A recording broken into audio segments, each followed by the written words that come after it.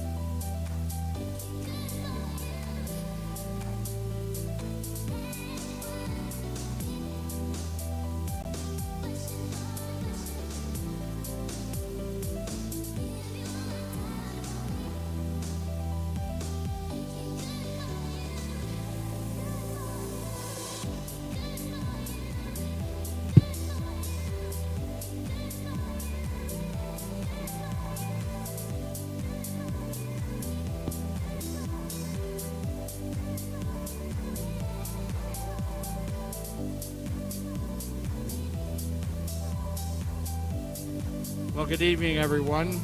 The hour is 6:45. It gives me a great deal of pleasure to introduce to you our new chair of the board, Junior Achievement for Northern and Eastern Ontario.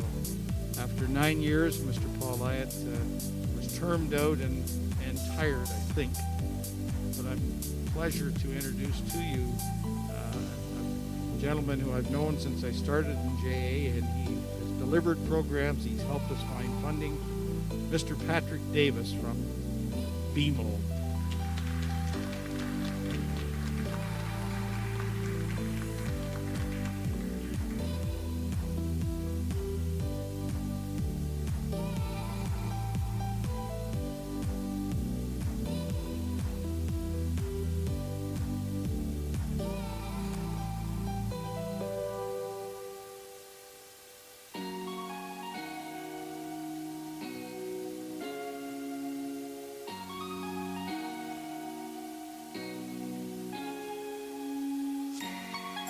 Hello.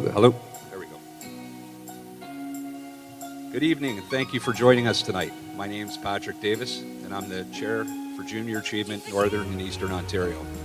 On behalf of the entire board and staff, I want to thank you for joining us tonight as we celebrate the success of extraordinary businesses and their leaders.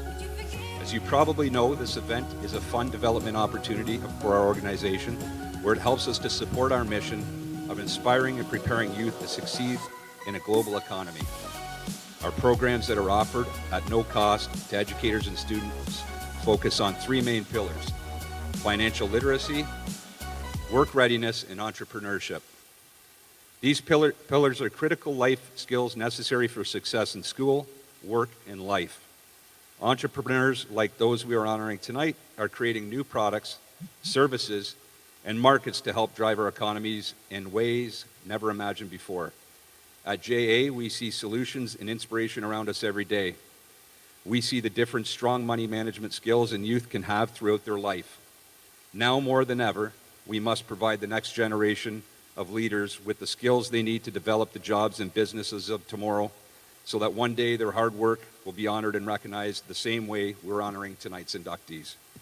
To find out how you can volunteer or invest in one of our programs, call or email one of our staff today. Now I'd like to turn your attention to this short video. Since reopening in Peterborough in 2007, the local Junior Achievement Charter has expanded its territory to cover all of Eastern and Northern Ontario, except for the City of Ottawa. Junior Achievement Northern and Eastern Ontario has recognized the need for our high-quality financial literacy, entrepreneurship, and work readiness programs, not just here, but across Ontario. We have taken up that challenge, expanded our territory, and worked to recruit local investors and volunteers whose dedication and philanthropy are utilized in their own communities. Providing bilingual programming for students from grade 3 to grade 12, Junior Achievement Northern and Eastern Ontario is hard at work here in Peterborough and throughout our district, ensuring that local students receive the practical financial literacy education missing from today's curriculum. Thank you to all of you who volunteer and invest in Junior Achievement Northern and Eastern Ontario. Your support makes it possible for us to continue our mandate of education and empowerment for all students.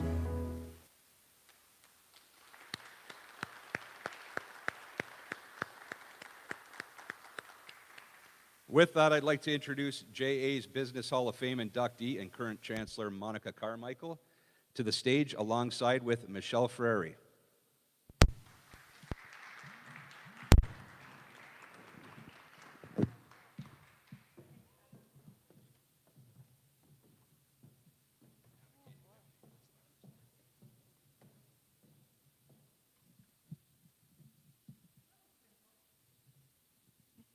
Was that simple? Yeah, everything's just flawless, like 2020. Seamless, right? It's like running a business, no problems. Wow. All right. Do you know what you're supposed to say? I do. I'm on Oh, first. that's good. I'm excited. All right. First of all, I really just want to welcome everybody here tonight. I see a lot of familiar faces. I see the amazing people that were being recognized this evening. And I really want to say congratulations to all of you for being here. And sharing this evening tonight, even though it is a little different than what we visioned originally. Can you believe it's the 5th actual year for the Peterborough Business Hall of Fame? We're celebrating the 5th anniversary this evening, so it's quite special.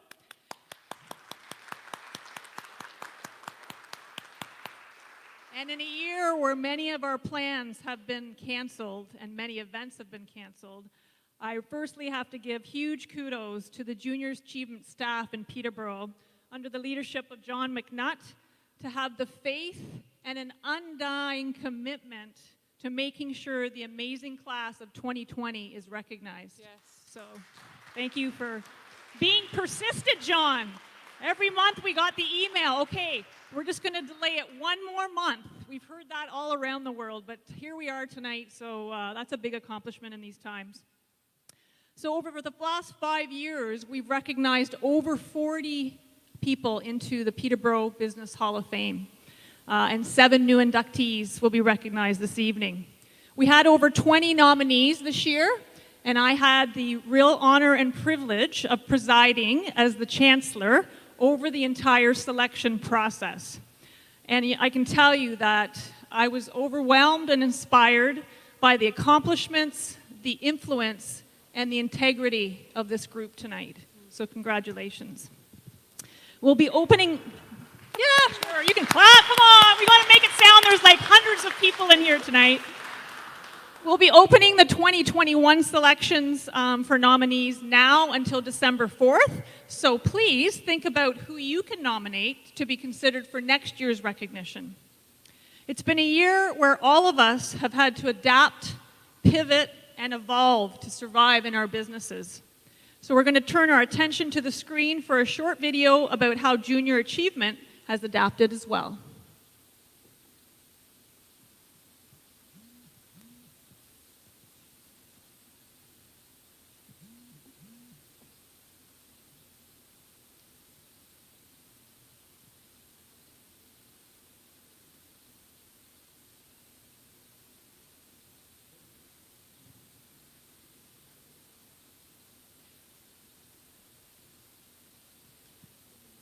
I'm afraid to start talking in case the video starts playing, but I'm going to start talking. Okay. Sure. Oh. All right, so that video is not working, so we're going to just Well, keep going, why would Michelle. it? It's 2020. It's your turn. Take over. So they said tonight, are we going to have enough people to make an applause? Because you guys are amazing and just as important as everyone else. And they're like, well, maybe we should do soundtracks. And I was like, no way. There's enough people in here. So could we just practice the applause a little bit here? That's it. And the acoustics at this venue, Mike Skinner, let me say.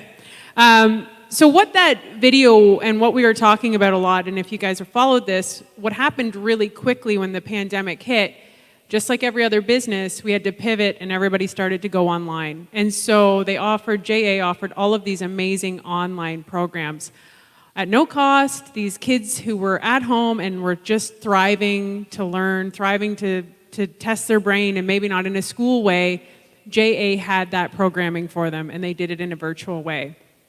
And there was a few programs such as More Than Money, Dollars with Sense, and Economics for Success, and they've been all transitioned. These are programs that have been delivered in the classroom really effectively, and the kids who shine in these just stepped right up to the plate, and I got to meet quite a few of them, and they were amazing. So it's been really cool.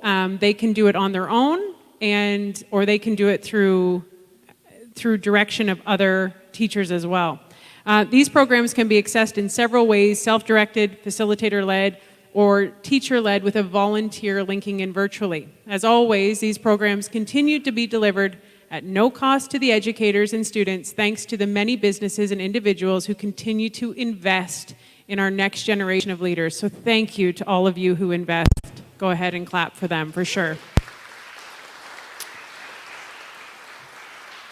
If you're looking to find out more, or you know educators in your area, if you know teachers, people who are homeschooling, you know, the word of mouth is the most powerful thing we can do. Go home, talk about it, and you can always look online, JA Campus, or if you want to volunteer or you know somebody who's looking to give some time, this is a great opportunity. Right now, I'd like to introduce Leslie Yee, Vice Chair, Council for Persons with Disabilities, and Cody McIntyre of Junior Achievement to the stage.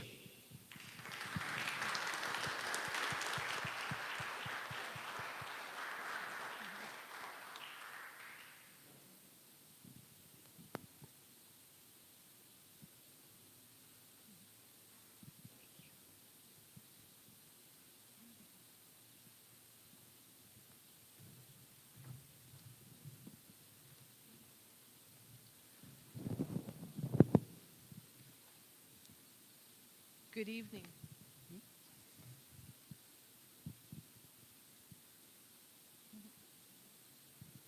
Good evening.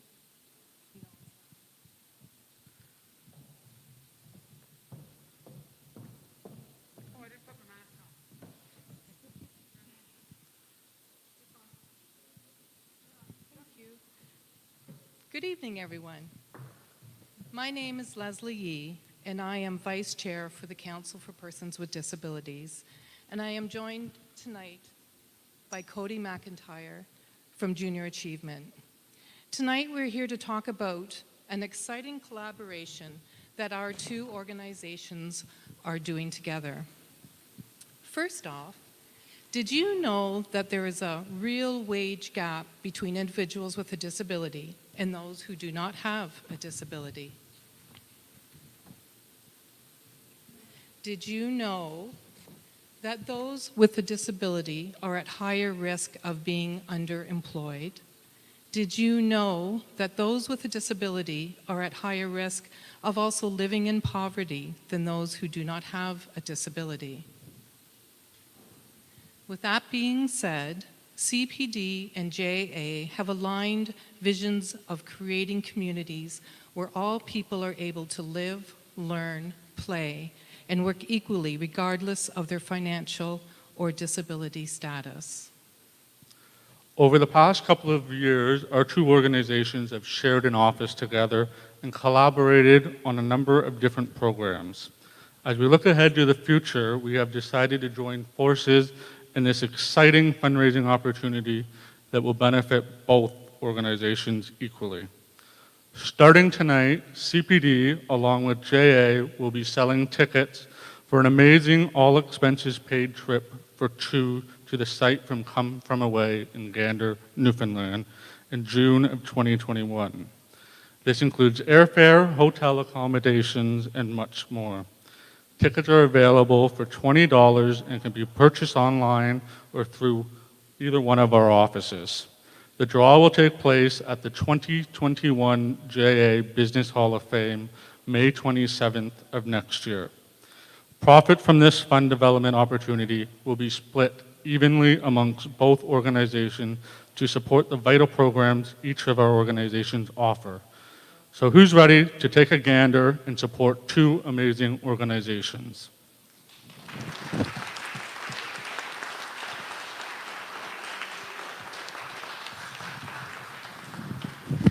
Thank you to both Cody and Leslie. Be sure to get your tickets and help support these two great organizations. Now, I would like to welcome Sarah Evans from Century 21 Eastern Realty to the stage to announce our first recognition of the night. Sarah?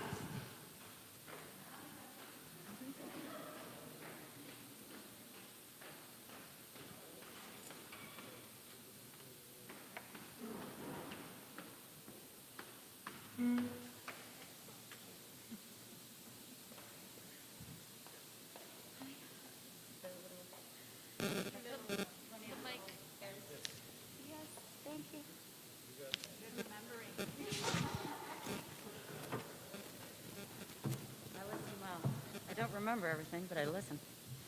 All right. Hi. Am I on? All right.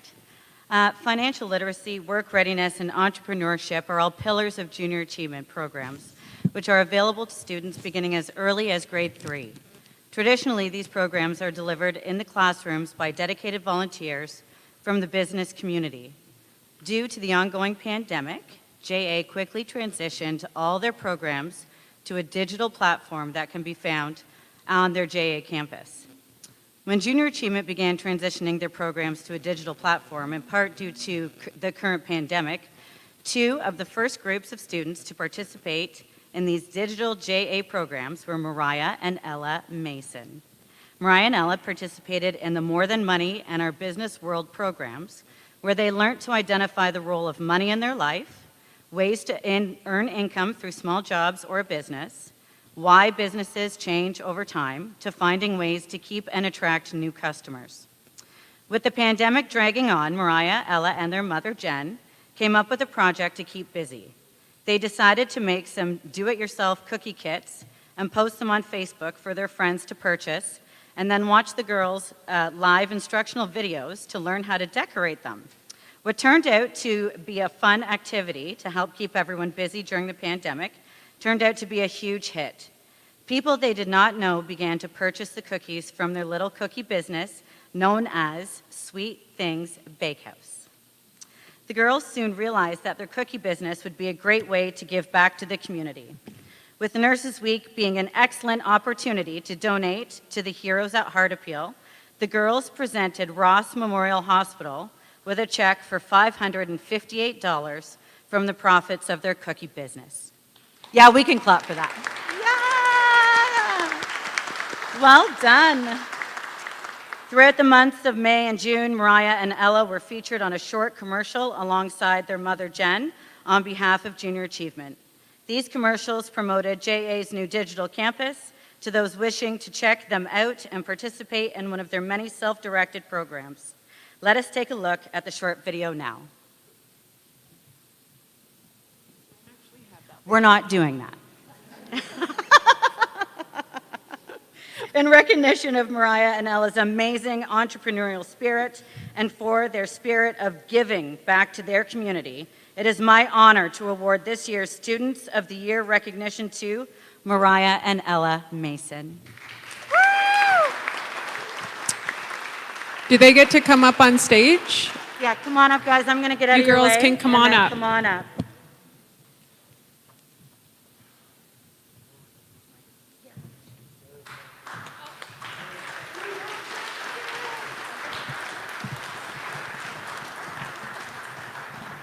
Did you girls know you were coming up on stage? No? So I'm going to do a little intro with you guys, okay? And I just want you to tell. So this one's Ella. Why don't you come out here so they can all see you? Right out here. And come on up here. This is Mariah. And how old are you, Mariah? 11, And how old are you, Ella? 9. 9. And why did you start the business? Because we wanted something to do while we were in our house, so we started doing that. How much money did you make? Well, around like $500 and stuff.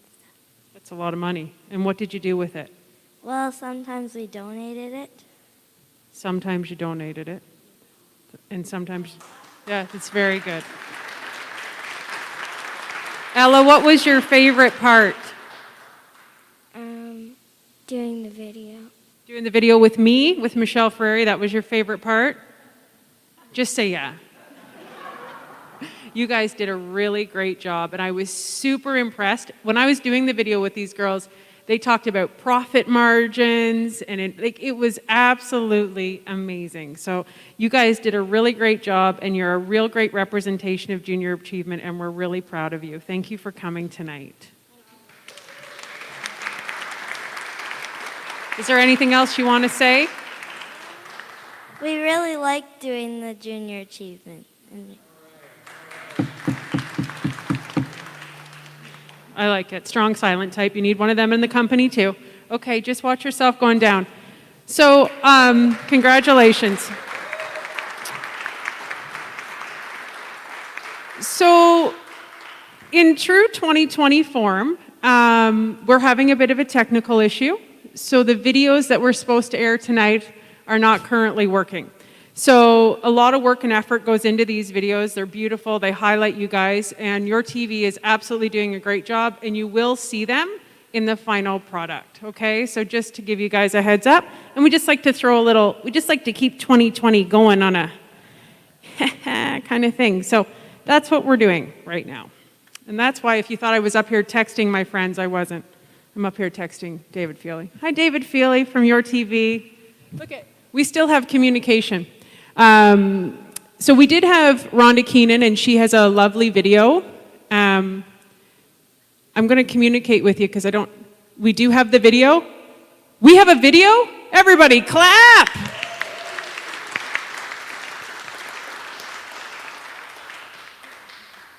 I'm Rhonda Keenan, President and CEO of Peterborough and the Kawarthas Economic Development, and we are happy to sponsor the Junior Achievement Business Hall of Fame. And the reason why is because business is so important to our community. Businesses are the ones that employ our neighbors, they sponsor our kids' baseball teams, they contribute so much to this community time and time again. Very good. Round of applause for Rhonda Keenan, everyone. Rhonda is the president and CEO of Peterborough and Kawarthas Economic Development. Did you guys know that November is the 10th anniversary of National Financial Literacy Month? The goal of National Financial Literacy Month is to help Canadians gain financial confidence and make informed financial decisions relevant to their circumstances by equipping them with practical tips and tools. Last November, I had an opportunity with Junior Achievement to go into a grade 6 classroom. I believe they were grade 6. And it was Mike Martone's class out of Immaculate Conception, and I was absolutely blown away. I think they were grade 8. Were they grade 8? They were grade 8. Now I'm thinking about it. Because I'm like, they were too smart. They were amazing. The stuff that they did was incredible, but what was really exceptional was that Mike, as a teacher, and for those of you who know who Mike is, he has a background in hockey and coaching, and he really created this space for them to shine. And that's what a true teacher and coach and leader does. And these kids came up with a brilliant idea, and what they had to do was they had to help the Peterborough Petes come up with a plan to bring more people into the seats. They had to come up with an idea to create more revenue for the Peterborough Petes. And then Dave Pogue and the Petes came in at the end and they had to make a presentation. And they nailed it. They did a better presentation than most adults I've seen. They took it so seriously and they were so innovative. And it was extremely impressive to watch, and it was very inspiring. You know, when we hear about a lot of people thinking that our youth are, they're just not the way they used to be, I'm telling you, they are smarter and more creative and innovative when given the tools and responsibility. and belief and trust that they can do it. And Mike Martone did exactly that, and he did an amazing job. And on behalf of Junior Achievement, it is my honor to announce this year's Educator of the Year recognition goes to Mike Martone.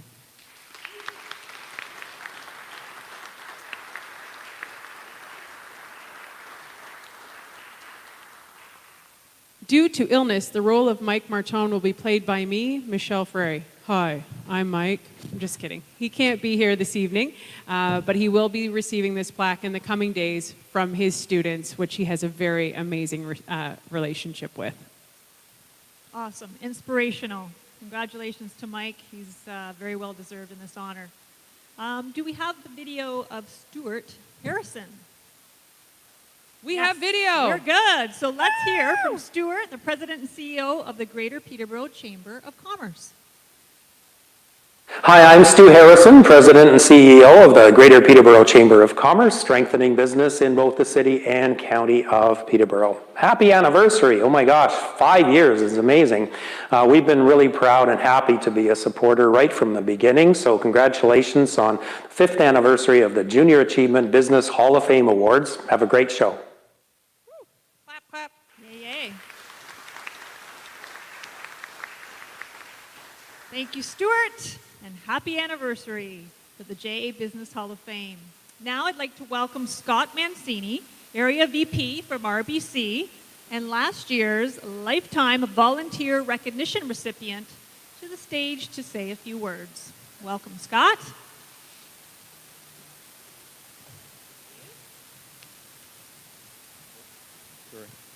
First, then, shouldn't be that complicated. He needs an applause just for that. And apparently the mic's staying exactly where it is. So it's a pleasure and honor to be here tonight. Look at John, and I want to first commend the JA team for putting this together. It's always a great night. Anyone who puts events together respects and understands what goes on to put a night like this together, but especially right now, and I think we can all respect that as well. So well done, and thank you, the JA team. Yeah. And also, before I get to the reason that I'm up here, I also want to just quickly recognize the incredible people representing incredible businesses, accomplishments, and contributions that are here tonight. It's a privilege to be in your presence and to be sharing the evening with you, and I look forward to celebrating the recognition of all of you, so very well deserved, over the next hour to hour and a half. So well done and congratulations. Yeah.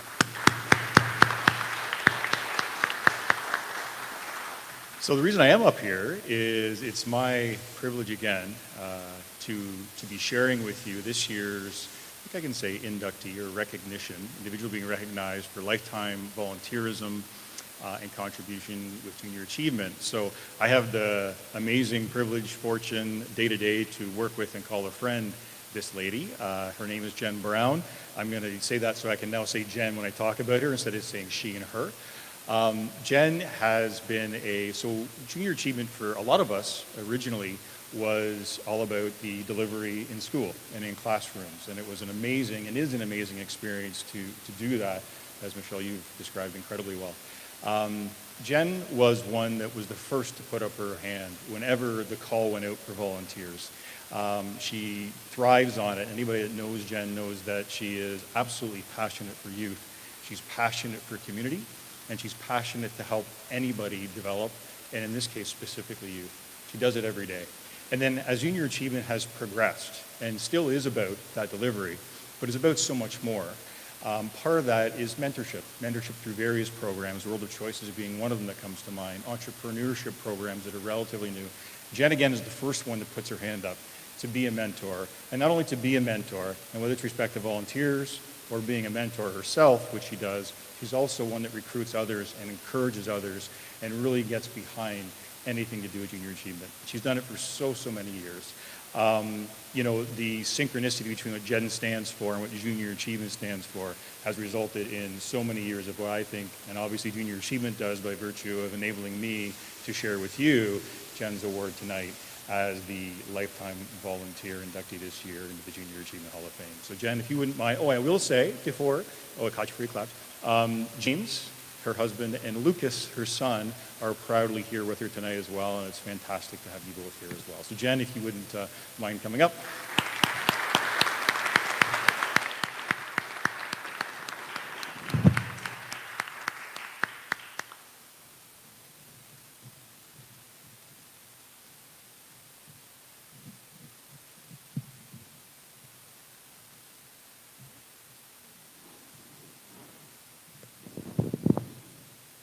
Did I do it right? Awesome. Hello, everybody. So first of all, I wanted to thank you so much. This was completely unexpected and is very touching, so thank you. And also a huge congratulations to all the inductees tonight. Your success in business, your drive for passion and excellence is so admired and very much respected. So congratulations.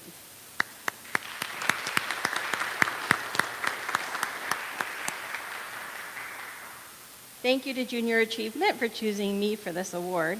I have loved working with JA for almost 20-some years, and I have seen firsthand the impact of these amazing programs, from the financial literacy, entrepreneurship, work readiness. These are fundamental life skills that help our youth and our communities. We need our youth to understand at an early age to help them be successful in their journey. Thank you to JA for your commitment to education and care for our youth. Let's all continue to support such a fantastic organization.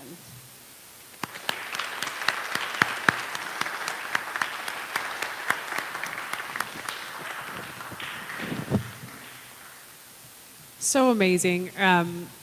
What everybody said there, and I know Monica, we talked about this, we did a Facebook Live before we started tonight, and I said as a business owner, sometimes you just kind of get the wind sucked out of you, like, because it's just so hard, and this year, it's really done that to us, and I find this event in particular, listening to all of you and the kids, it just like puts air back in my tires. I find it so inspiring. The first time I ever got to come to this Business Hall of Fame, I was like, wow, I am an underachiever and I need to do more with my life.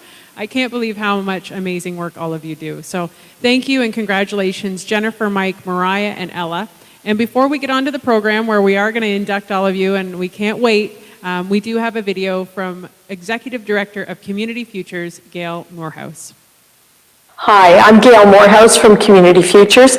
I'm the Executive Director, and the reason we support Junior Achievement Hall of Fame is because it recognizes the business leaders in our community for their faithfulness and all the work that they have done in the community over many, many years. Financial literacy in our schools and business development in our businesses is key to growing our economy, and that's why we totally support this program.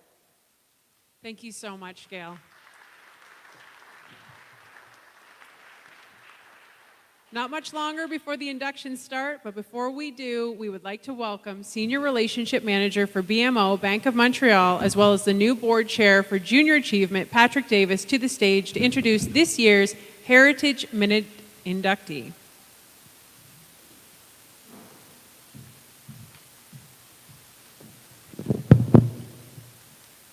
Thank you. I'm going to go off script too a bit and just ad lib. Cody said I could do it wherever you are, Cody. Thank you. So the gentleman I'm going to induct comes hand in hand with another gentleman that I got to know very well through this gentleman. And he's at home today, hopefully watching, not doing as great as a lot of us in this room. So Daryl Bennett, if you're watching, I hope you're doing well. So, in the audience today, we have the children of this year's Heritage inductee sitting right down here, if everybody wants to take a quick look. Debbie and Jim.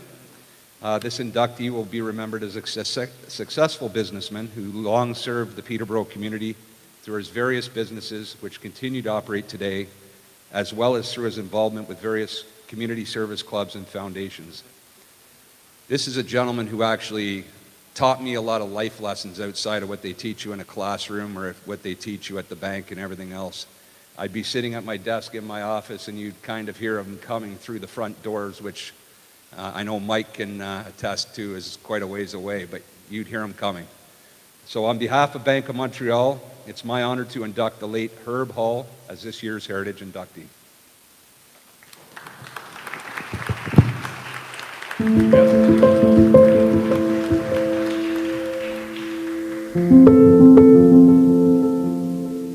Vernon Watt Hall, better known as Herb, is remembered as a successful businessman who long served the Peterborough community. Herb was raised in Galt, Ontario, and had 3 children with his wife Betty, Deborah, Judith, and James. In 1957, Herb moved to Peterborough to join Regent Plywood Warehouse, which later became Canfor. In 1964, he was offered a partnership with Peterborough Lumber Company Limited and joined the company as a sales manager and then progressed to vice president and general manager. Peterborough Lumber Company Limited was sold to Cashway Lumber, and Herb subsequently bought 3 local companies: Jones Brothers Fuel Oil, Perk Cooper's Waste Oil, and Jim Elmhurst's water business. And he started the Hall Oil Company. Herb later sold the oil businesses and established Hall Carriers Incorporated. Herb semi-retired at 44 and traveled the world. Following his travels, he joined Cashway Lumber in Mississauga. 2 years later, Herb returned to Peterborough as owner of a Beaver Lumber franchise.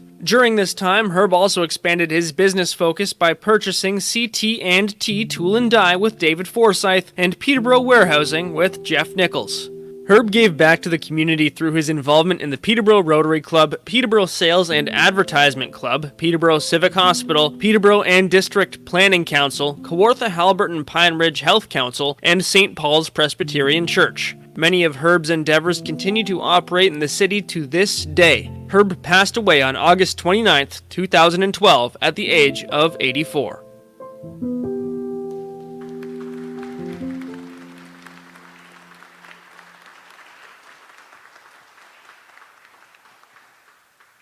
What a beautiful video, and I'm going to tell you a little personal story, so if you two can just wave your hands a little bit there. I know Debbie, I don't know you, so I'm sure you have a wonderful story too, but I'm going to tell, your dad obviously lives in with you, lives well inside of you.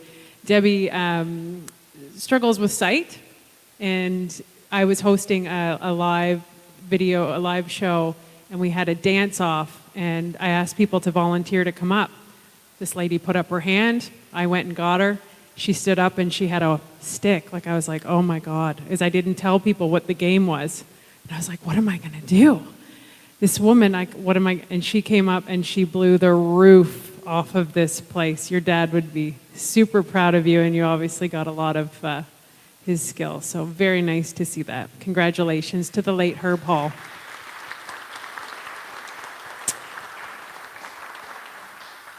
Please welcome Andrew Davidson from TD to announce our very first inductee.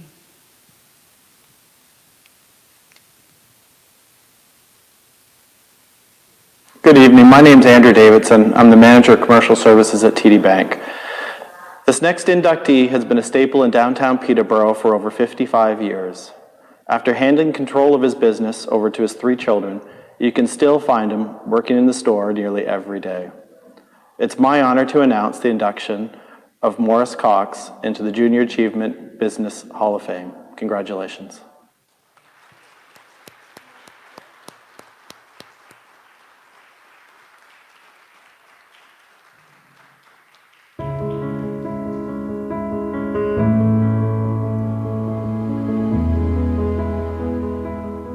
Mo Cox is the founder and owner of Brant Basics, an office supply and office furniture business offering everything from pens to complete office design. Mo began selling typewriters from his home in 1964, a time when these machines were considered cutting-edge technology. He later traded his ping-pong table typewriter display for a store on Charlotte Street. In 1976, he opened a small office supply shop. Mo recognized the need to be more competitive, and in 1976, Mo joined Basics, an independent Canadian buying group, which allowed him to purchase products at a reduced price to remain relevant in the industry. In the 1980s, Mo purchased 2 buildings, renovating them into a 2-story storefront warehouse, showroom, and office space, which can still be found on George Street today. 56 years later, Brant Basics has 2 locations and 25 employees. His 3 kids, Jeff, David, and Susan, have since assumed control, but Mo is still actively involved in the business and goes to work every day. Mo has spent many years volunteering locally and abroad, including Camp Kawartha, the downtown business improvement area, and Salvation Army, among many others. And he's traveled to Jamaica, Honduras, and El Salvador with the Rotary Club doing humanitarian work. Believing that philanthropy is key in building a strong community, Brant Basics supports giving back through various fundraising events, sponsorships, and in-kind donations. Mo's volunteer and philanthropic work earned him a Business Citizen of the Year award from the Greater Peterborough Chamber of Commerce in 2018.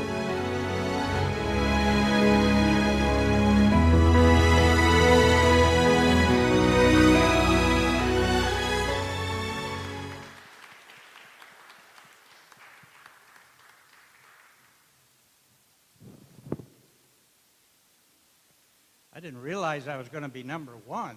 This is something.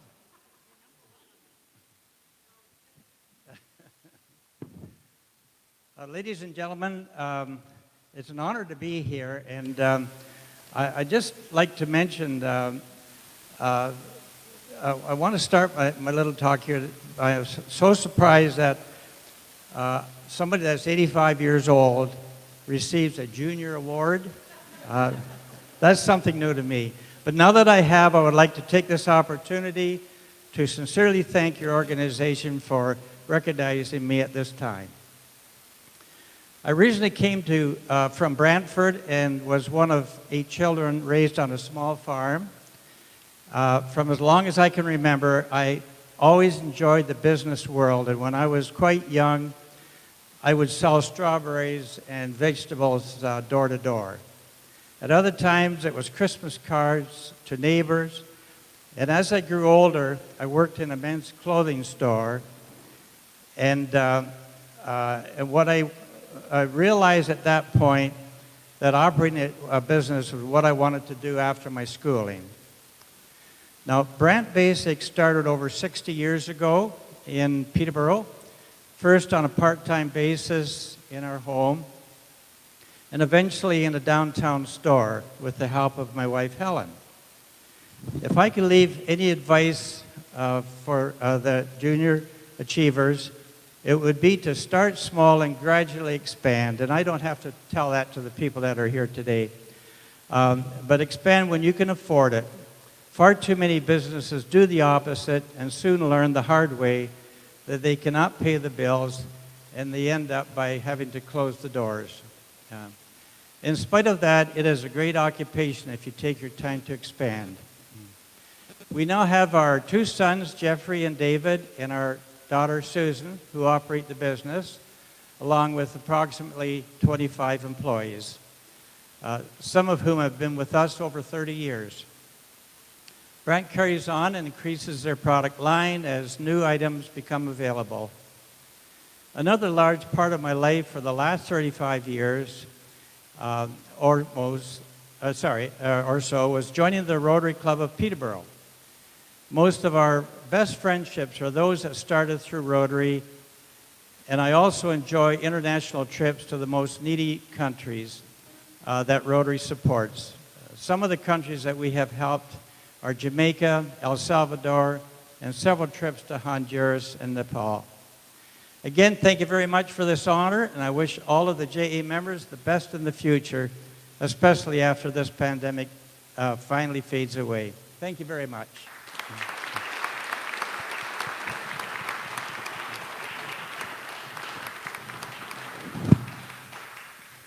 Thank you, Mo. Your stories warm my heart, and family businesses are the real core to this community, so thank you for what you brought. Remember when we used to be able to hug the inductees? That was fun. So badly. All right, it's my pleasure now to introduce a fellow class of 2018 in our Peterborough Hall of Fame, Paul Bennett from Ashburn and Realty, to the stage to introduce our next inductee. Paul Bennett.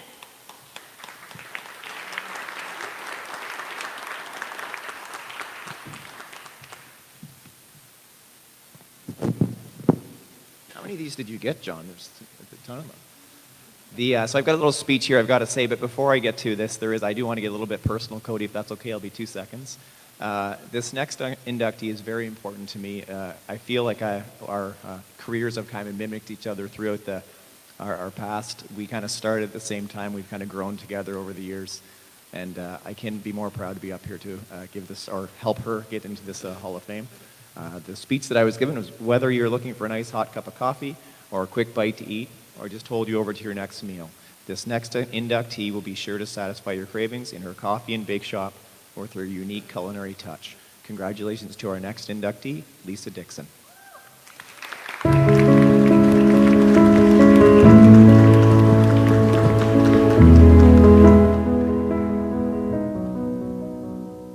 As the owner of Black Honey Desserts, Coffee and Catering, Lisa has become a leader in the culinary world and her community. Lisa's love of food and serving her community came naturally, as her father ran a camp where she gained experience in cooking delicious food that brought people together.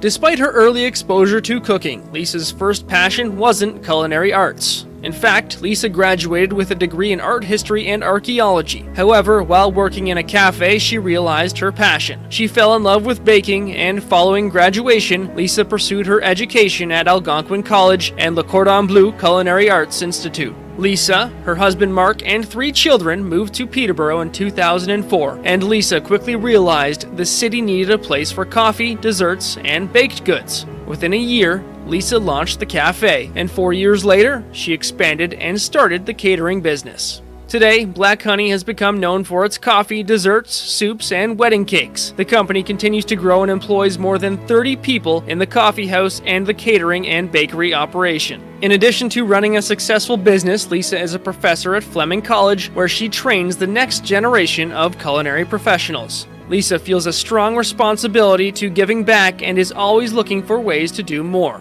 She's also an advocate for food literacy. In addition, she hosts local blood drives. Lisa continues to create a culinary experience in Peterborough, and in 2020, Black Honey will celebrate its 15th anniversary.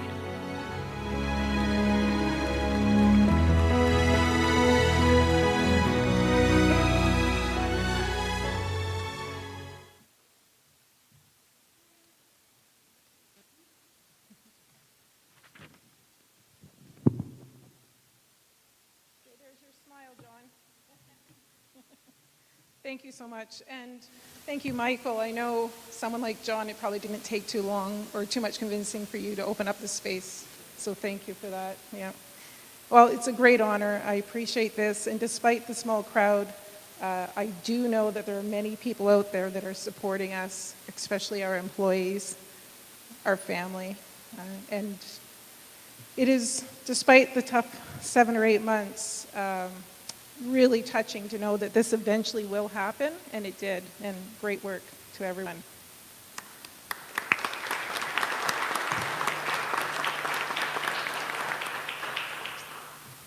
Work today as if you're dead tomorrow. That was said to me 25 years ago. One of my first catering / waitressing job, I was working in a cafe. It was run by an Eastern European woman by the name of Sylvia. Work today as if you're dead tomorrow. I was shocked, and I was a bit hurt. I didn't want her to die. I do know that I will continue to work hard for her, and it took about 25 years for me to realize what that meant. It meant what we're doing today will affect people in the future, and that's much what Jay is about. Work today. If I'm dead tomorrow, what I have shown you, what I have spoken to with my employees, my students at Fleming, they will continue on. So this became a mantra for me as a boss. I don't say it a lot, it's a bit harsh. I don't like to see, or I sometimes enjoy the look in the eyes of my employees when I say it. But as a young woman, I was a bit thrown by her sharp words. So years later in my own business, I have that sense, and I do enjoy continuing that mantra. And I don't need to preach to you, a room full of very important business people, very sharp business people, that what these words mean. You know that feeling of desperation, that you have to work today. There doesn't seem to be a tomorrow. We don't have enough time in the day to get it done. I'm learning now, and it's taken this long, that we live in the moment. Today it will get done, and tomorrow is a new day. And by doing it well, we will pass it on. Work today like you're dead tomorrow. After many years of feeling somewhat alone and isolated in the business world, and I'm sure as well many of you have felt that, I realize it's not going to come to an end despite the pandemic. It's going to be okay tomorrow. So get your feet back on the ground in the morning and do it again. And don't forget the people around you that are impressed by your hard work. Work today, live in the moment. This is the key. I'm not only the sole person of my business. I have 24 other staff and 20 catering staff. I'm not doing this alone. Work today. And there will be a tomorrow, and the future may not be me, and that's okay. It is a lot about giving that legacy, and I think that is really what John and his crew are impressing upon us, and what I've just learned from being a part, and thank you, to being inducted into this. We are living and leaving a legacy, and wow, what a great group of people in a pretty small community of a bunch of legacies we've left. These are great philosophies, and I feel that the dream that I had 15 years ago, or the dream I had even 20 years ago, and then I met Paul and I was able to get it done, is what I'm continuing. It's sometimes hard to be patient, it's sometimes very hard to strive, and it's sometimes hard to be humble. I don't know about anyone else in this room, but the humility brings the integrity to find a better tomorrow and to see people go through with your mantra of working hard today. I perhaps will not die tomorrow. I hope I don't, but I hope that I've left a legacy behind. So here I am, many years later, and looking at the amazing colleagues here in this room, I'd love to see that I have many years ahead. I am learning now to live better in the moment. And with the support of many great bosses, even Sylvia 25 years ago, with her very strict mantra of working today in case she dies tomorrow, I would like to pass that on. I do enjoy being a mentor. I grab it with pride, not without recognizing who was here and who has helped me. So I think of my mother, who did pass away a couple of years ago and who would probably be, even today, my strongest supporter. I feel her spirit. She taught me, and she was a businesswoman herself. She ran a daily bread food bank in London, Ontario, which in a way is very much a business. She taught me that the most valuable lesson, in particular of so many, is that I am responsible, only me, for my actions. I think my dad, who is a great supporter and always listens to me, his constant philosophy is to love and that everyone has love in them.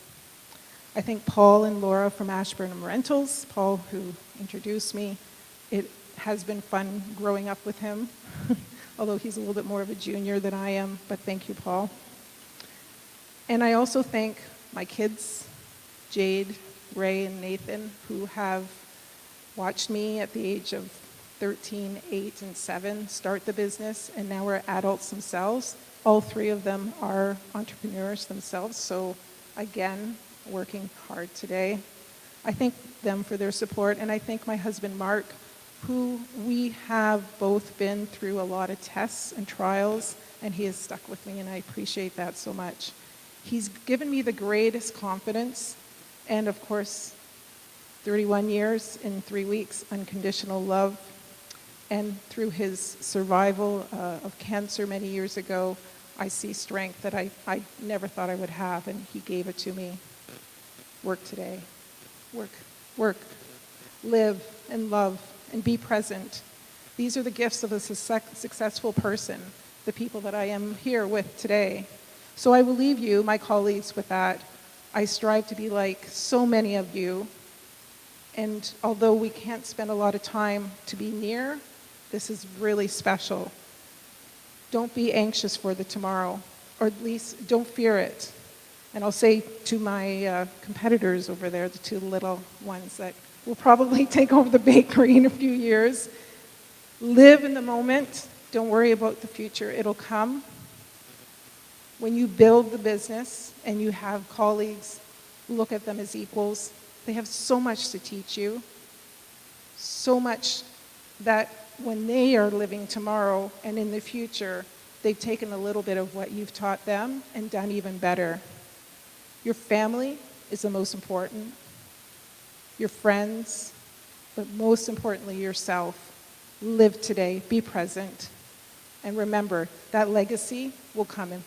It'll come tomorrow. Thank you so much, everyone.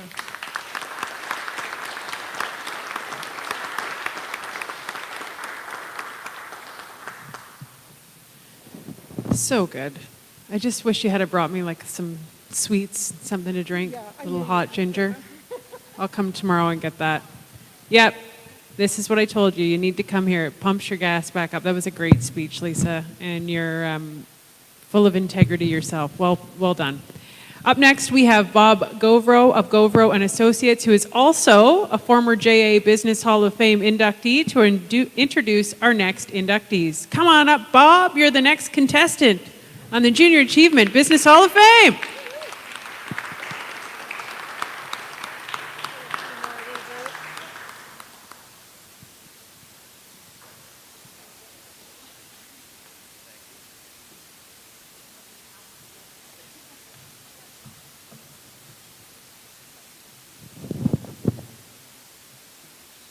Good evening, friends. It's been a while. And congratulations, everyone, for surviving this crazy, crazy year. And most importantly, for being the leaders our community needed us to be in such a dark time in our lives. But congratulations, and I'm so excited to be amongst my peers, once again celebrating the achievements of so many wonderful people. So I have the pleasure of presenting this award. And the narrative says, this husband and wife duo were the driving force behind the oldest family-owned and North America's largest tackle and landing net manufacturer. His knowledge of the tool and die industry and her knowledge of machines and the business have led to this business to exist for over 90 years. Congratulations to Bill and Cora Edgar on your induction into the JA Business Hall of Fame.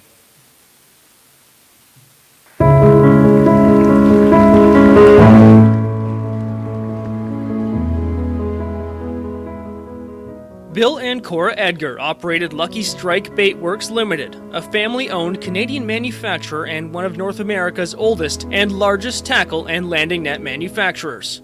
Bill's parents, Frank Rusty Edgar and Elsie Edgar, founded the company in 1929, making wooden plug baits out of broom handles. His hobby quickly evolved into a booming business after a Toronto company purchased his lures. By 1939, manufacturing transitioned from a garage to a full workshop. The company has since expanded its plant size and products many times over, and today it produces more than 2,000 products in a 22,000 square foot modern plant. Bill and Cora, after working with Bill's parents for many years, assumed leadership of the business in 1965. Bill's experience in the tool and die industry furthered plant efficiencies by building new machines and tweaking old ones, while Cora's knowledge of machines and the business itself enabled her to train staff and offer suggestions for improving innovation. The number of long-serving employees speaks to the culture of family and support the Edgars created. Lucky Strike has 17 dedicated employees. Several have been with the company for many years. Under Bill and Cora's leadership, Lucky Strike often gave back to the community through the sponsorship of a variety of local nonprofit organizations and events. Bill and Cora are enjoying retired life and are pleased their daughter Mary and her husband Kim have taken over the business, which is now being led by their son Dustin, the fourth generation.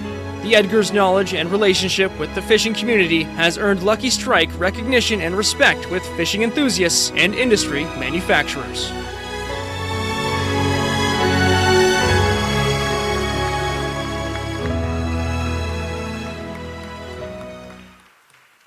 So with Bill and Cora being a group at the high risk of contracting COVID, they've decided not to attend this event in person. However, they have provided us with the following video. Good evening, everyone. My name is Bill Edgar. I'm here with my wife, Cora, a partner for over 70 years. not only at home, but in the shop too. We are here to say thank you to those that chose Lucky Strike Baitworks to be inducted in the Junior Achievement Hall of Fame. And we'd like to say congratulations to the other 6 worthy inductees. We'd like to thank Michael Skinner and his wife Katia for nominating us, and we'd like to say thank you to John McNutt, his staff, for confirming our nomination. Thanks to Robert Gadoro and Gavro Associates for being our inductee investors. We have learned from my parents at an early age that the relationship with our employees is very important. Creating a relaxed atmosphere and working together as a team towards a common goal was key. Dedication, working together, was a common thing. And that dedication and hard work from the family, as well as the staff, was also a huge factor in our success. Profits were reinvested into specialized equipment to increase our production. Our sales and marketing staff were also a big factor. Finding a really good sales representative, and he can make a very big difference. Our salesman covered all of Canada. When World War II started, our factory made parts for tanks and searchlights. We made a fishing survival kit for the Navy and the Air Force. Raw material was awful hard to find, and it was a challenge to switch from fishing tackle to military items. To be successful in business, you also have to be successful in life. People have to be able to come to work in an environment that is pleasant and happy. Being a family business, my sister ran the office in the assembly department. Today, our youngest daughter, Diane, works as the sales and business development manager. We have a really great staff, which we consider part of our family. They are really our greatest asset. Cora and I turned the company over to our daughter Mary and her husband Kim. They are now partly retired, and they've turned their work over to Dustin. Dustin has been with the company for about 10 years. Today, Dustin is the 4th generation of our family, being Frank and Elsie's great-grandson. Our advice to young people wanting to start a business, well, if you want to work hard and dedicate to something that you really enjoy, it takes first place in your life. Now, before we close, Cora and I would like to say thank you to Cody McIntyre for all his help. He has been great. Thank you.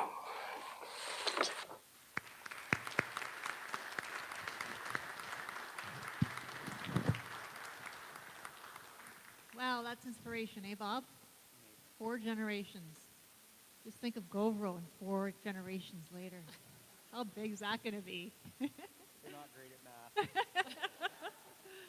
All good. The thing I love about this ceremony, Michelle, and you said it before, is one, we learn about businesses that maybe we didn't even really, really weren't educated on or didn't even know existed in our community. And we listen to these amazing stories and the values and really the commonalities and really relate to them as business owners and shake our head and say, wow, that is so true. But it really brings us all together, and I'm continually inspired by the new people I meet and the stories that you all bring. So again, it's an awesome honor to be here.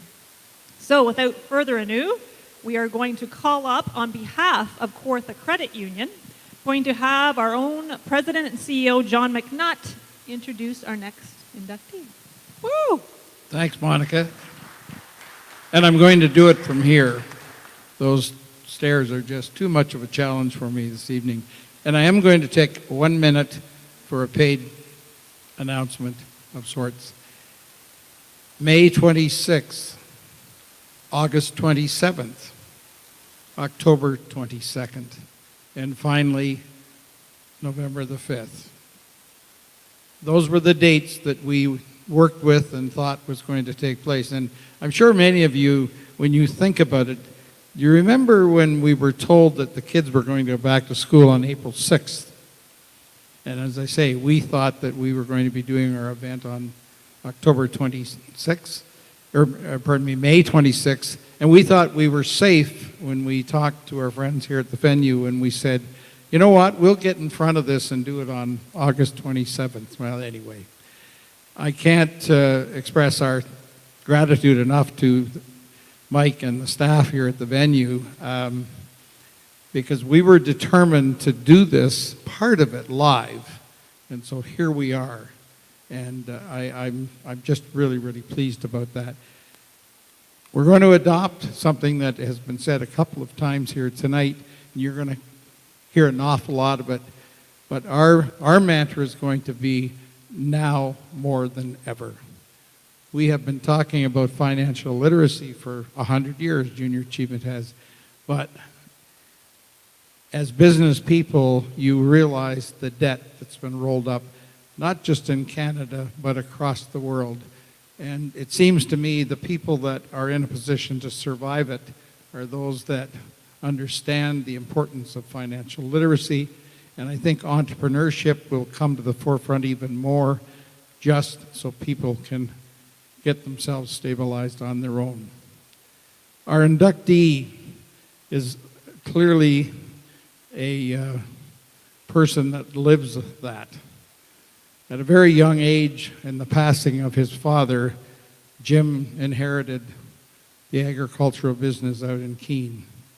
I had the privilege of meeting him when I was working at the Chamber of Commerce, and Jim was on the board, and when he wasn't in the board meetings, he was out plowing the parking lots at the Chamber.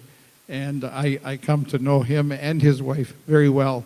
And so to hear about this story is just an amazing opportunity that I've had on behalf of Kawartha Credit Union. So, ladies and gentlemen, Jim Glenn.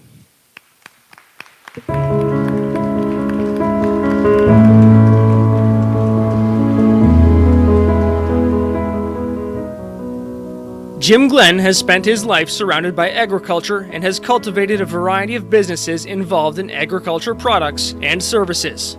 In the pursuit of arable land, Jim's father, Clarence, purchased a dairy farm in Keene in 1955 when Jim was 5. In 1970, after graduation from Kemptville College, Jim, in partnership with his parents, influenced additional services to complement and enhance agricultural business performance.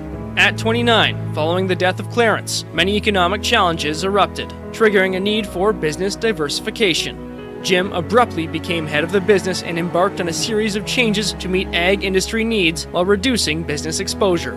Through continued diversification, Glen Isle Farms, Glen Isle Agri-Services Incorporated, Max Harvest, and Keene Truck Incorporated were formed. Giving back is important to Jim, and his past volunteer support includes co-chairing the 2001 Keene United Church Steeple Project, housing the 2006 International Plowing Match, and chairing the construction of the Peterborough County Agricultural Heritage Building.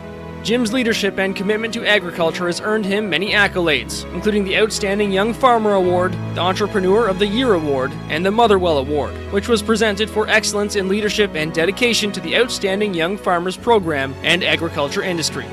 Jim, Margaret, and their children farm 1,500 acres. Together, they continue to develop and meet the dynamic changes to commercial and agribusiness today.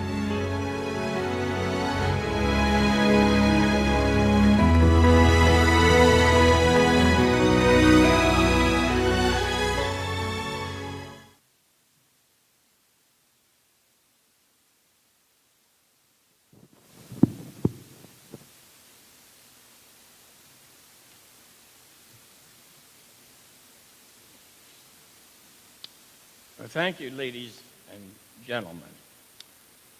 To all our inductees here this evening, congratulations. Thank you, John, for your introduction as a longtime friend. Cody and the staff at JA, thank you for everything that you have done over this last year.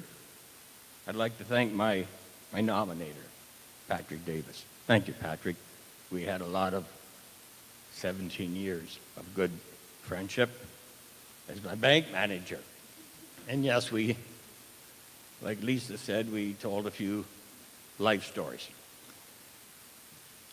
I'd like to thank my coordinator, because I obviously didn't, I supplied the information, but I wasn't the person who put that together. So I'd like to say thank you to Betsy Healy. And I'd like to say to my family, I'm here tonight because of everybody else.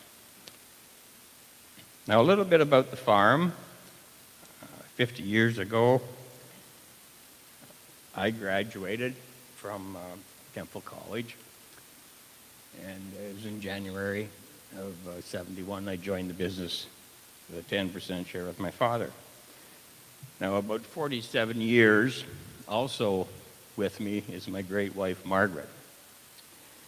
And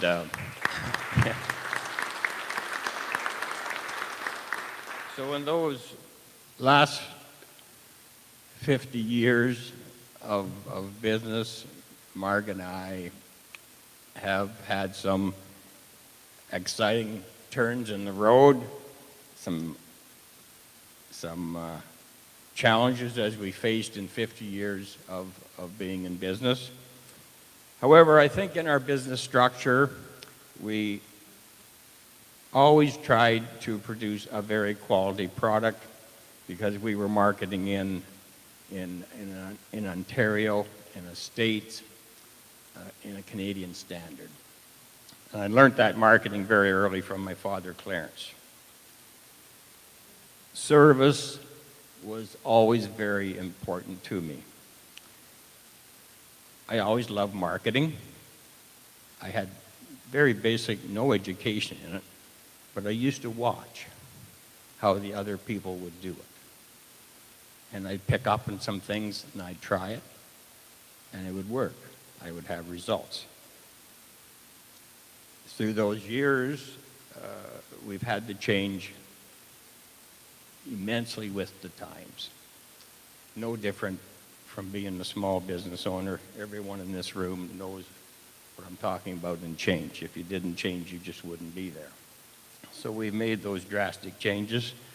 And in the size of our business today, we're in that 0.2%.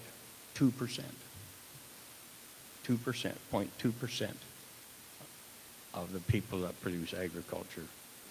And we're probably in that group producing 80% of the food in Canada. So size is important. Selling our service is important. Now, I was brought into the business by my father, Clarence,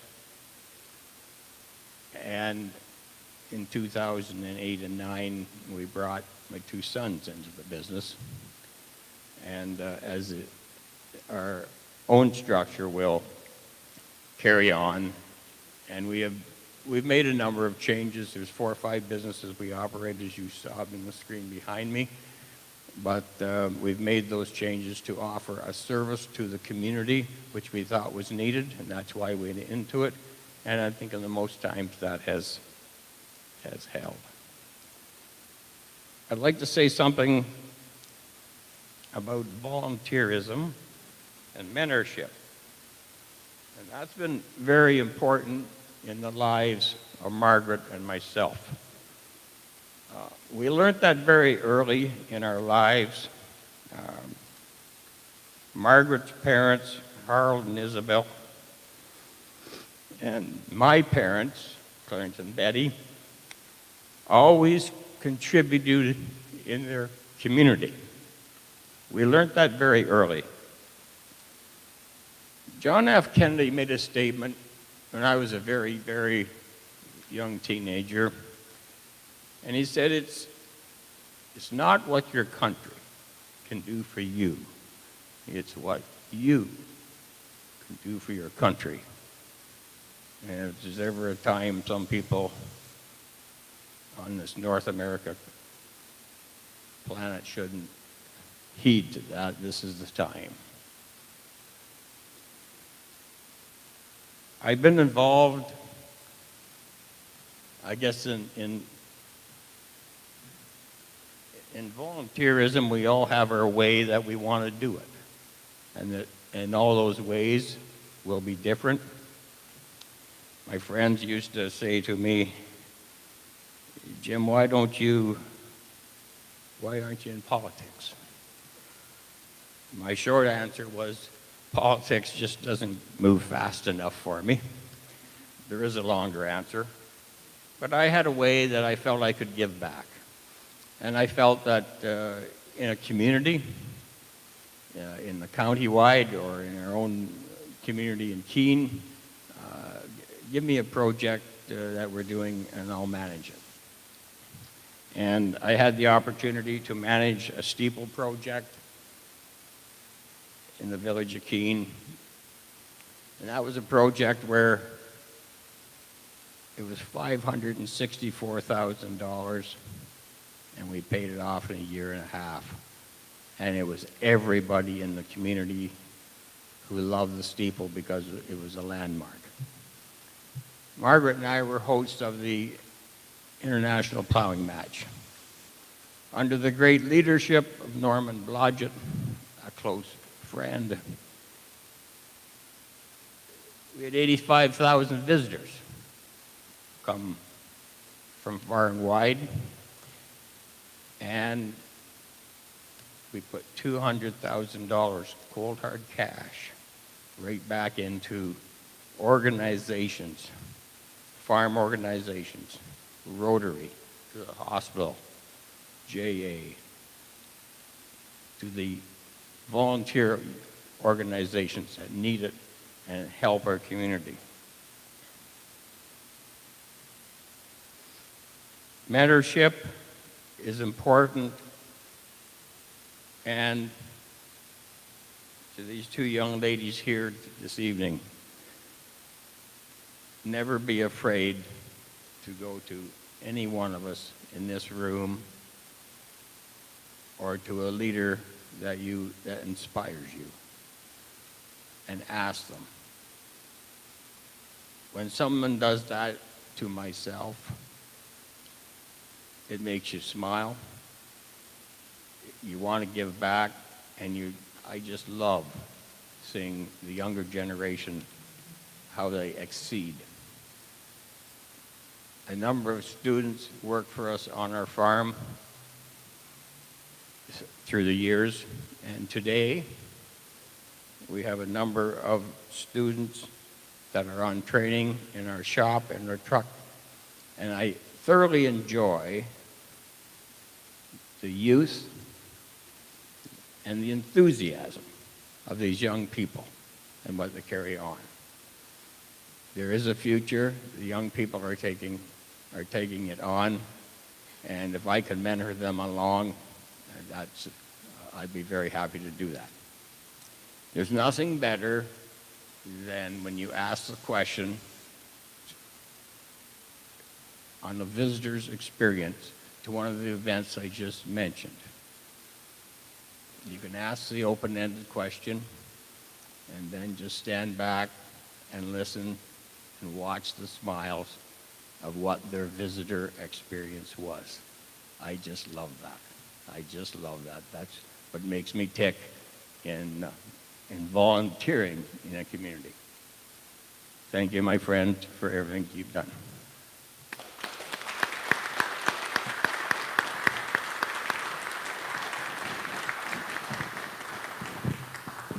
Thank you, Jim. Thank you, Mark. I like how the wife gets an applause, too. I just want to let you know, Monica, I'm taking notes. So I take home little messages. I got a big one from Lisa. So I just, at the end of this, I'm going to ask you what your take-home messages are. So I hope you're doing your homework over there. Absolutely, absolutely. Okay, all right. Next, we're going to call on the Commercial Banking Manager for CIBC and Treasurer for Junior Achievement, Mike Baxter, to the stage to introduce our next inductee.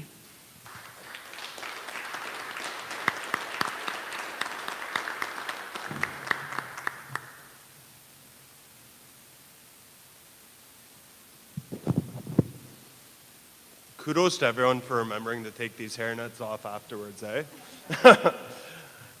A dedicated community business and family man, this next inductee remains instrumental in the creation of several of the city's local trails and green spaces. With his work and community involvement evident in the making of Peterborough a better place to live, it is my honor to welcome Hag Kelly to the JA Business Hall of Fame.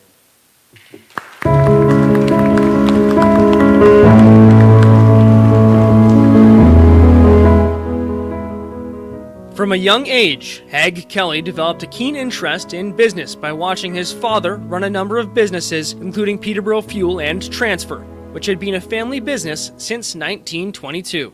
Upon graduation from the University of Western Ontario with a major in business and psychology, Hag was ready to transition into the family business, and, with his father, started running York River Industries Limited, the family's boat building and distribution business. Hag was an active leader, becoming involved in every aspect of the business. As Hag's responsibilities grew, he progressed to running Peterborough Freight Lines Limited and Kelly's Fuel. At just 29 years old, Hag took the helm of the family's business following his father's retirement. Since then, Hag has diversified and captured new opportunities by launching ventures across a range of sectors, including fuel, real estate, lawn care, duct cleaning, and more. Today, Hag continues to lead the Kelly Group, which forms Kelly's Fuel, JKR Realty Limited, and HKG Investments Incorporated. Hag continually recognizes the important role his parents, wife, 3 daughters, and his employees play in past and present business endeavors. One of Hag's passions is giving back to the community in a meaningful and impactful way through the Kelly Family Foundation. He works to protect local green spaces and develop recreational activities. Hag was instrumental in developing, financing, and managing 7 community trail systems throughout Peterborough and the surrounding area. Hag's contributions have been acknowledged through numerous awards, including the Mayor's Award, Paul Harris Fellowship Award, Business Citizen of the Year Award, and recognition for the Bridge North Trail Project.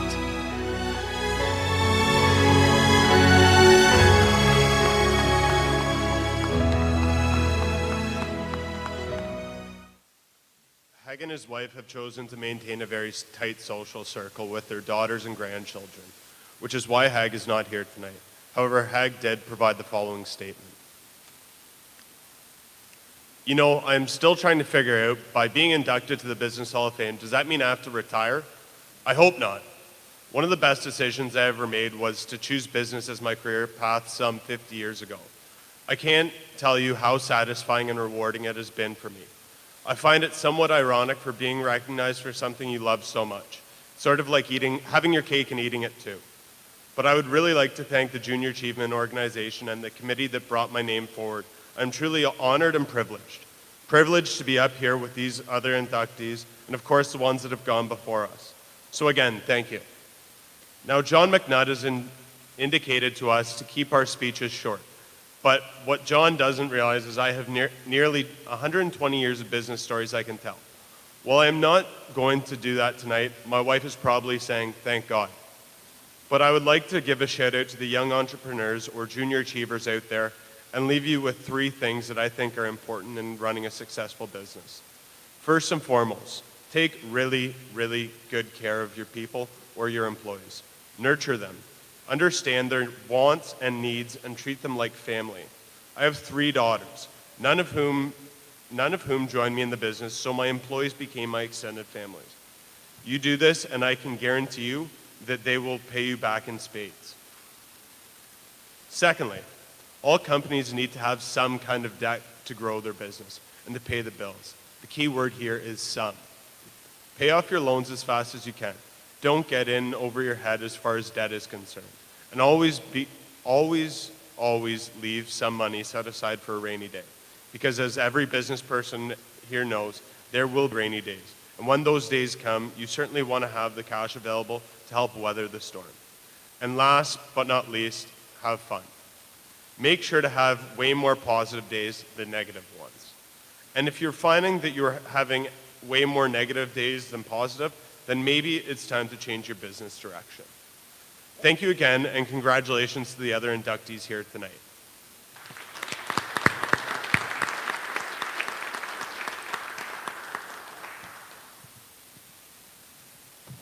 Excellent. Another amazing story, Michelle. A few more points. All good. We're getting through the evening nicely here. And next, we have to announce the next undies. We're going to have Brad Collier from Grant Thornton. Welcome.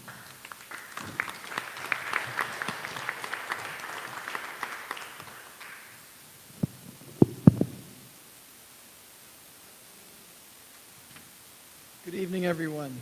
And on behalf of everybody at Grant Thornton, just want to congratulate all the inductees this evening, so congratulations.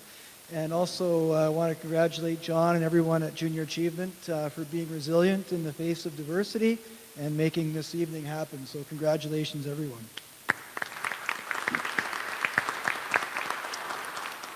So I'm very excited about our next inductees.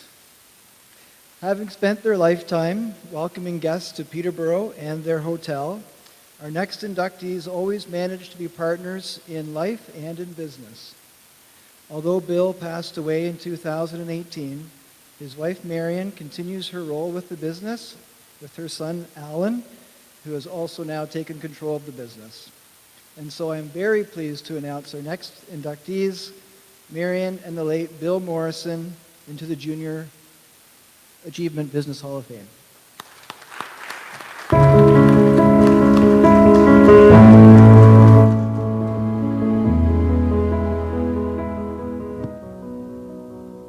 Bill and Marion Morrison were partners in business and life. Through this partnership, they became the owners of the Best Western Plus Otonabee Inn. Before becoming entrepreneurs, Bill and Marion worked in the mining industry in Toronto, where they had met. When Bill's company relocated, Bill and Marion were faced with a decision about their future. They took a calculated risk and became entrepreneurs, purchasing what was then known as the Otonabee Motel in 1972. At the time, the Otonabee Motel had just 20 guest rooms. Since then, it's undergone many renovations and today boasts 101 rooms and a conference center, has 32 employees and serves approximately 20,000 guests a year. Throughout their role as business leaders, the Morrisons recognized that each had their own unique skill sets and employed the best of each to ensure the success of their business. While Bill and Marion always recognized the importance of being involved in their community, Bill and Marion were engaged in a variety of different organizations and clubs like the Ontario Accommodation Association, Tourism Ontario, the Rotary Club, and the Peterborough Chamber of Commerce, among others. Bill was recognized for his involvement as a Paul Harris Fellow by the Rotary Foundation and received a Lifetime Achievement Award from the Rotary Club. Sadly, Bill passed away in 2018 at the age of 84. Today, Marion continues to play an active role in running the company. She's joined by one of her sons, Alan, and they continue to work to support the community and Peterborough's growing tourism needs.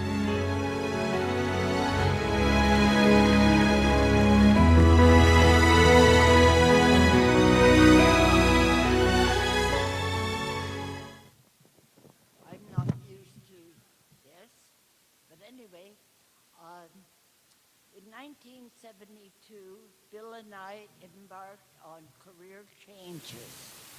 Bill was in mining geophysics, and I was a secretary to a mining consultant. We purchased the Otonabee Motel, 20 units, renovating and expanding to 101 units with meeting and catering facilities. Alan joined us in 1989, and he and Bill were involved in administration, expansion, etc. I stayed in my position as Chief Financial Officer. Our son Harv went to Toronto quite a few years ago. He's in investment and loving it. So, as you can see from all the time that Bill spent in all his involvements in the Chamber, the Motel Association, Rotary Club, I was left in my office, looking after everything.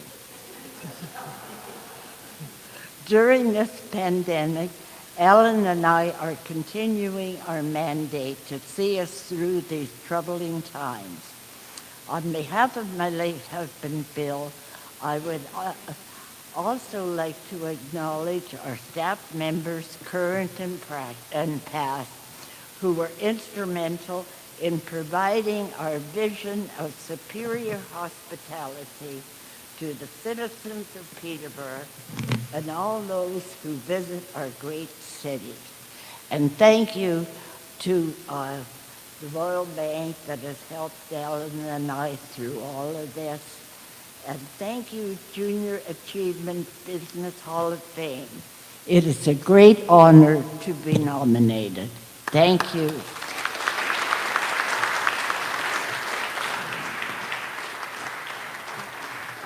I'm just writing some notes here. Hang on a sec. Don't leave your wife in the office. Got it. Okay. That was very good. Thank you very much. Next we have, this gentleman. I know this guy. And it is because of this gentleman that we are actually here. He is a former or past Junior Achievement Business Hall of Fame inductee, and he was also the chancellor.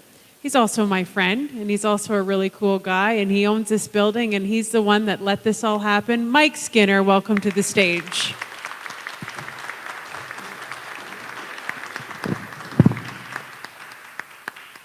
Thank you, Michelle. Oh, you left it up? I got it. I think so. It's called a Mike. It's named after me. Maybe it's not, actually. So first of all, I'd just like to say it is great to see all of you in this building because it's been 7 months since we haven't really had anybody in this building. So first of all, it's great to see everybody here, especially the level of caliber of the inductees that we have this year. And John, just think in 7 more months, we get to do this again. So that's going to be exciting. Now, over the last 7 months, though, I haven't been bored by any means. I am the CEO of the Innovation Cluster, and so we are the sponsor of the award this evening. And it's been really neat as the CEO of the Innovation Cluster because what I've seen is I've seen our community really come together and really gel in a pandemic, and we've seen a lot of businesses helping other businesses in ways that maybe in the past they might not have done the same way. But I've also got to see a lot of innovation. You know, and innovation comes from necessity. And obviously with pandemics and the situation we've been having, there's been a lot of necessity, and so I've seen a lot of innovation. So it's been really exciting for me to see that level of innovation, a lot of it coming out of our community here. Now I also get to induct the last inductee, who is an innovative entrepreneur, who's been doing it for the last 25 years, and has all about hearing. When he's not serving his clients and their hearing needs, his wife and his 6 boys, you can usually find him supporting a variety of causes and community projects. And so I'm going to say congratulations to Sanjeev on your induction into the Junior Business Hall of Fame. You truly are someone who's changing people's lives on an everyday basis, and your innovation, what you've done, is making a huge impact on each individual person's life. So congratulations.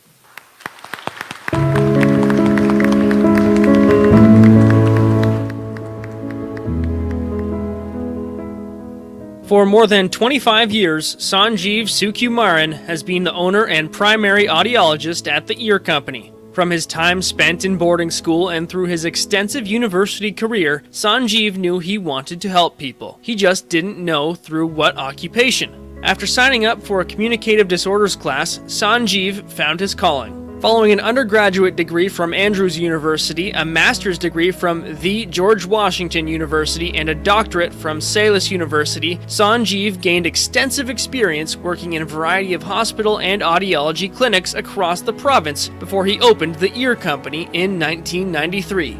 Currently, the Ear Company has 8 employees and offers audiology services, provides information about hearing loss and dizziness, as well as other hearing-related issues, along with dispensing hearing-assistive items. The Ear Company has been recognized by a variety of community awards. Sanjeev continually looks for the opportunity for he and his family, including his wife Rima and their 6 boys, to give back. He has supported a variety of causes, including the Under the Lock Hockey Tournament as a founder, Special Needs International Hockey Tournament, and Hockey Day in Canada. He is a former chair of the Early Years Center Board of Directors. He was past president of Rendering Effective Aid to Children and is involved in the Ontario Association of Professional Audiology Clinics as an executive member. Sanjeev's belief in giving back lives in his practice as well. He works to prepare the next generation of medical professionals by making mentoring students one of his key priorities. In addition, Sanjeev uses his weekly television segment to share information to help empower and educate people on their hearing health.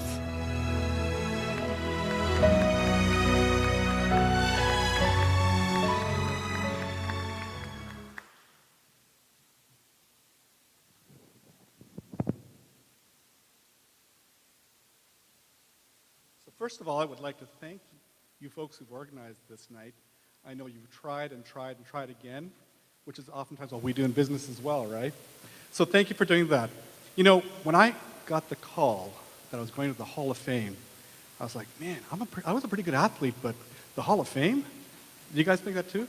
No? Just me? Well, quickly I realized it wasn't that kind of Hall of Fame. However, I thought about that a little bit and I never really thought that. But as I thought about that, I thought, you know, those who are inducted into Hall of Fames, they're there because of what they've done over their career, as an athlete perhaps. Well, today, much like being inducted into Cooperstown, I stand among the greats. I'm very humbled to be here. Some of you people just make me feel like I have to do so much more in my life, and it's such a great opportunity to come and share a little bit. When I went to school, I had lots of education, but I knew nothing about business. And I sure wish I had, you know, folks that were around back in those days to have showed me some of the ways, because I really didn't. And if I knew then what I knew now, I might have been a little afraid to go into business, so it's probably better that I didn't have someone to tell me, right? So I thought that because this is about the junior achievers, I would leave a couple of thoughts about what it might take to really build a business that you are proud of.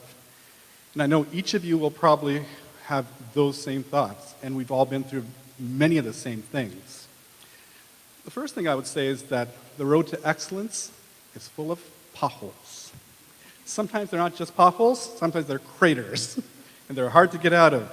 But you know, every time you fail, you find a way to succeed. And as those succeeding builds upon success, and you become an expert in your field. I'm an expert in my field now after, you know, almost 30 years of being an audiologist, because I've probably failed more often than anyone else, which makes me an expert, because I've also had successes to that same ratio.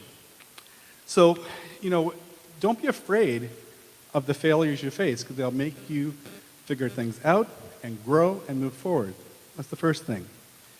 The next thing that I learned along the way, and I never thought of these things before I started my business, but they evolved, is when you hire people and when you're working with people, bring in people with character first. You can teach jobs, but you can't teach character. And those people who have that character, many a time, I will find myself standing on their shoulders as they hold me up. I've never stood on no one's shoulders as much as my wife's, as she's raising our kids and helping with my business and getting through the tough times. As I'm sure it's true for many of you as well, your spouses. So surround yourself with character. And then finally, I will say, in business, when you're dealing with people, be true to yourself. Function with integrity, even when it's not in your favor. I heard something from Richard Branson that I've never forgotten, and I would tell you I made it up, but he said it, not me. And I'm going to leave you with this thought. Doing good is actually good for business.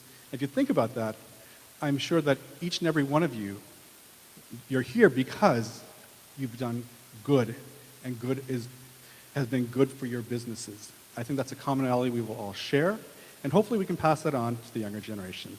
Thank you.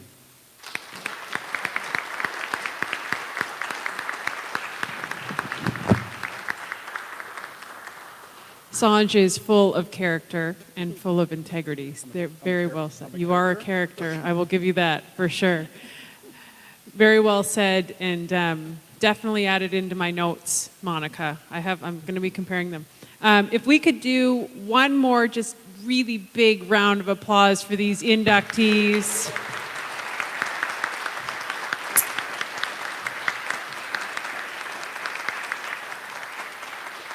2020, I don't know, you guys get a special medal. I hope, Cody, did you give him like a little extra something? Yeah, that's good, something. Extra roll of toilet paper. It If you want to see the inductee videos again, of course, you can head over to the lobby at Venture North, and you can watch them. They're always running over there, which is really great, and they're from the past 5 years as well.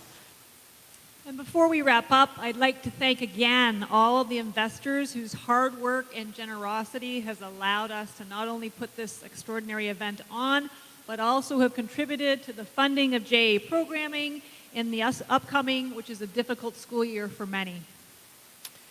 Yes, thanks, Monica. And thank you again to the title investor. I'm putting my hand this way because I'm looking at these guys. If you guys can put your hands together for Your TV.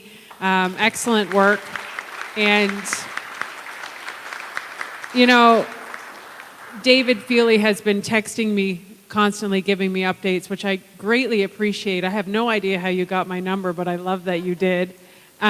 Which has been wonderful. They are gold and community investors. And of course, as we've said over and over again, can't thank Mike Skinner and the venue staff here for their hospitality and making this happen. I think we all needed it more than we actually realized. So thank you very much to the venue staff as well. And we also, yep, go ahead.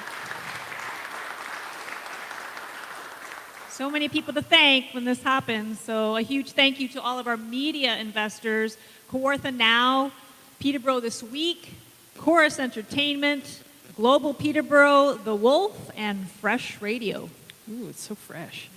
Huge round of applause to John Costello from Your TV, who put all the videos together and who recorded tonight's ceremony to air on Your TV later. You're going to check your local television listings in the days to come to see tonight's ceremony from the comfort of your living room.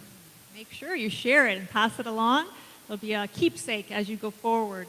Another huge thank you to Rick and Justin from Junior Achievement for capturing tonight's ceremony through photos and live stream on Facebook and YouTube. Of course, if you know a business leader, yeah, you can clap, sorry, did I interrupt you?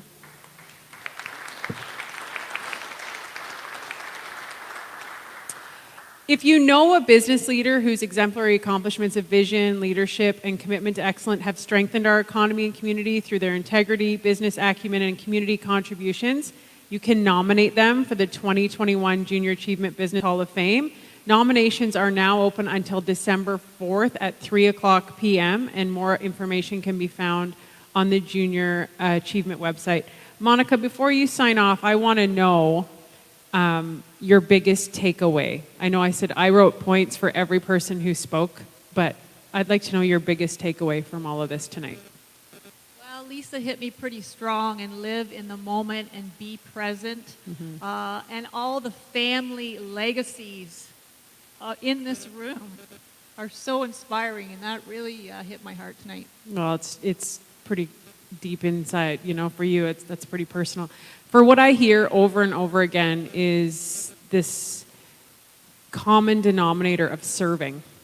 You all serve. You all give back. You all give. And I have a saying, and it is, you get what you give. And it's beautiful to see that you all share that. And Lisa just made me think that I'm doing a really good job, because every day I do feel like I'm dying. So I got that. So I liked that one a lot too. You guys did a really, really great job. I got a lot of it out of it for myself. Absolutely. So once again, thank you everyone. We hope you have a great night. We look forward to seeing you in January, when we're going to announce the next group, the class of 2021. And just a reminder, if I can have everyone remain seated until a Junior Achievement staff member informs you when it's your turn to depart. I wish you a safe evening, lots of health and happiness going forward, and continued success in your businesses. Congratulations. Big round of applause. I'm just going to let you guys know we've signed off from Your TV, so I wanted to let you know we do have the 2 videos that didn't play earlier. So for these 2 little girls, I know they have a video we want to share. We also have the pandemic video. So if you guys could just turn your attention, because these did get missed earlier, and a lot of work and effort obviously goes into these videos. So take a look at the screen. These are challenging times for all of us. Not long ago, we took for granted the routine of our daily lives. Life is much different for us now. We can no longer go to our favorite places, and we hope that they're still there when we're able to return. Working from home used to seem like it would be a luxury for those of us still able to work. And running to the grocery store now comes with a myriad of its own concerns. But we've discovered some good in all of this. We found that distance can bring us closer, that real heroes don't wear capes, though they may still wear masks, and that though we are all different, we are all in this together. At Junior Achievement, we are responding to this new normal by providing our programs to teachers and parents online and for free. We are doing this so that all of our children can spend more time planning for and dreaming about tomorrow, and less time worrying about today. But we do look forward to that day when we can see you again. The volunteer who shares their story with students, the teacher who welcomes us into their classroom, and the supporter who gives their time and energy to inspire and prepare our next generation. Until that day, though, we will do what's necessary by keeping our distance. Because while there's been a great deal of talk about what's critical and what isn't, we know at the end of the day, we are all essential.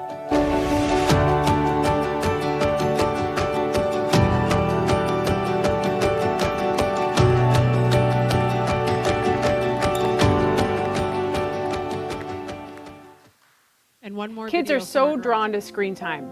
It doesn't have to be negative. The online Junior Achievement programs teach kids grades 3 to 10 relevant and essential life skills. They really did it all on their own in just a matter of hours. Kids have a world of opportunity to create and build whatever career they choose. JA gives them the tools to make it happen at no cost. Sign up today for one of our amazing programs. We're building a business with JA Online.